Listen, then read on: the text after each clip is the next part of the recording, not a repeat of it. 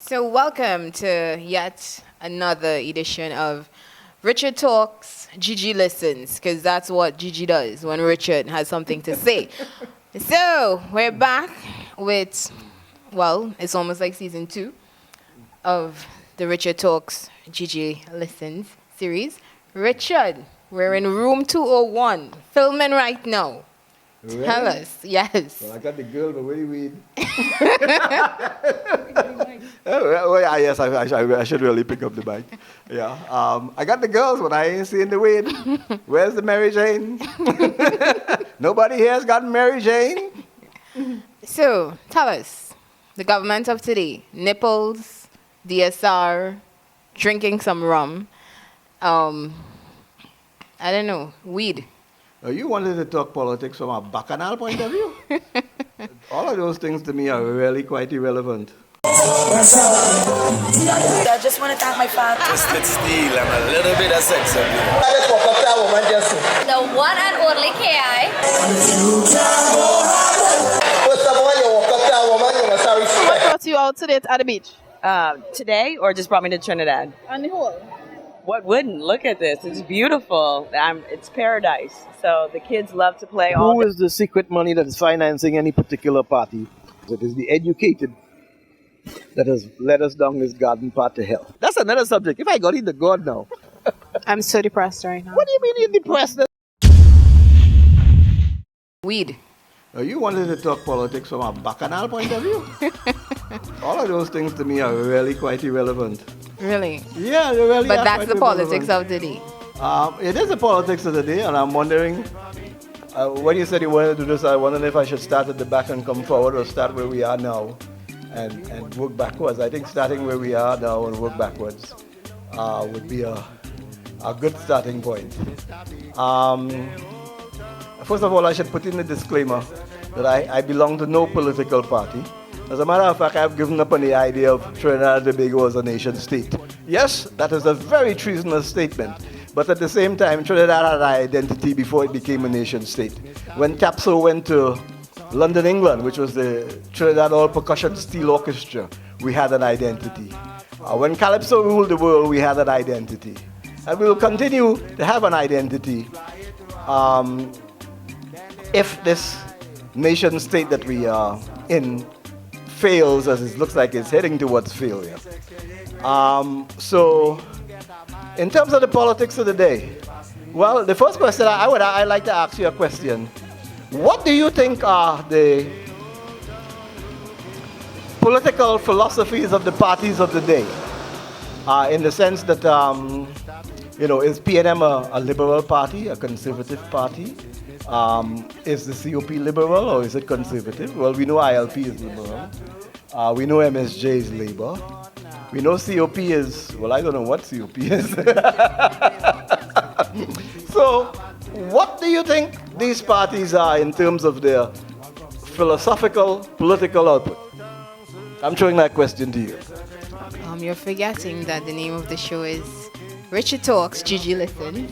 Yeah. But I will allow you to ask me this question. Okay. So, when we think about the parties, if they're liberal, if they're conservative, I don't think they even know what their philosophies are.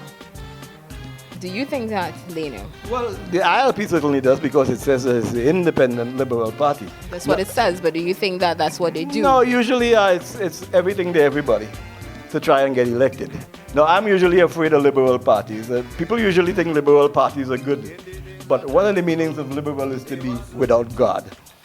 And I don't ever want to be without God. So that's the first problem in terms of the parties of the day. What the second problem is I was going to talk about is, I was going to tell you right now, we're supposed to be in a coalition government. And from my experience of coalition governments, we should be getting the best governance possible.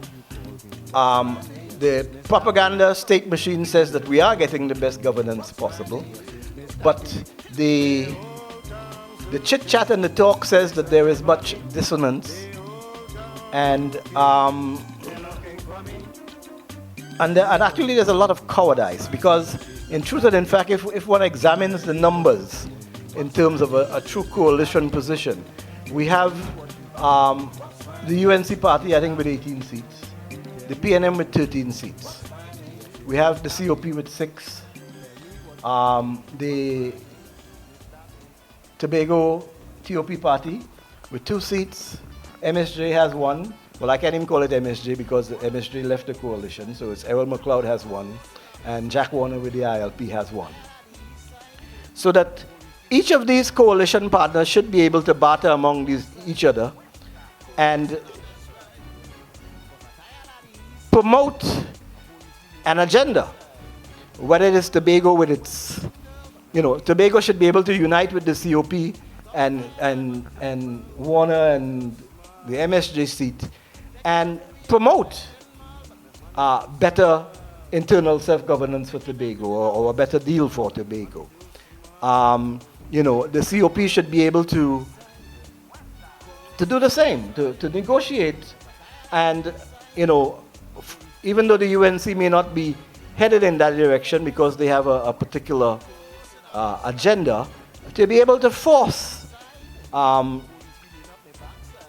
threat of bringing in the whole system down, but it seems that everybody is quite happy eating their food and there is no desire to really bring about good governance per se. Now some people would argue with me and they would say, well, we have good governance. No, I don't think so. So that is my position on the current situation. But when you talk about good governance, do you think there was ever a time when Trinidad and Tobago really had good governance? No.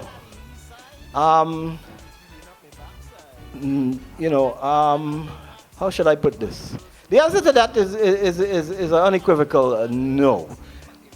Because we started off with a crooked foundation, and I don't see that one of the reasons I've given up on the idea of the nation state is that I don't see us ever being able to correct what we started with, that crooked foundation, and build a good house on a crooked and very, very shaky foundation. Okay? The problem started with Williams and independence. If one looks at the history of the West Indies, and for example, if you read a paper that was written by a person by the name of Thomas Carlyle in, I think it's either 1845 or 1849, called Occasional Discourse on the Negro Question. That was a paper that basically laid out what should happen to the islands in the West Indies within the British Empire after emancipation.